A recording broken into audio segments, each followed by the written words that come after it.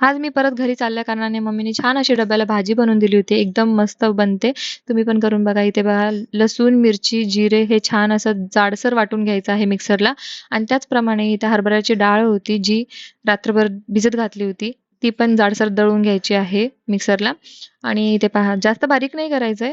थोडंसं जाडच ठेवायचंय. इथे पहा व्हिडिओमध्ये दिसतंय त्याचप्रमाणे आणि इथे मम्मीचा आज उपवास होता त्याच्यामुळे मम्मी छान चिप्स जे आहे ते तळले होते. मम्मीची खूप मस्करी चालू होती मध्ये-मध्ये आणि त्याच थोडी तेलामध्ये राई टाकून घेतलेली आहे. त्याच्यानंतर कढीपत्ता टाकून घेतलेला आहे. जास्त कढीपत्ता यूज करायचा आणि थोडंसं ते आपलं हिरवं वाटण जे वाटून घेतलं होतं आपण ते टाकून घ्यायचं आणि छान मिक्स करून घ्यायचं आहे. त्याच्यानंतर हळद थोडीशी टाकायची आहे. परत मिक्स करून घ्यायचं आहे. थोडंसं तेल जास्त वापरावं लागतं ह्याच्यामध्ये, पण छान बनते भाजी.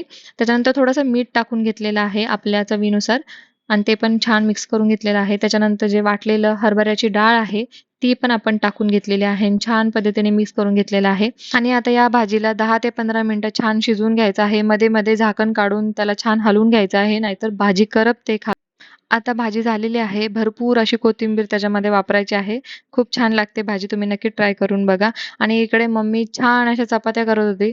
मऊ लुसलुशीत अशा चपात्या करत होती. चौकोनी चपात्या करत होती. त्याच्यामुळे खायला एकदम छान वाटत होतं.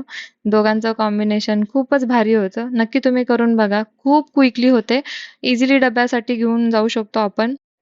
प्रवासामध्ये तर एकच नंबर भाजी लागते.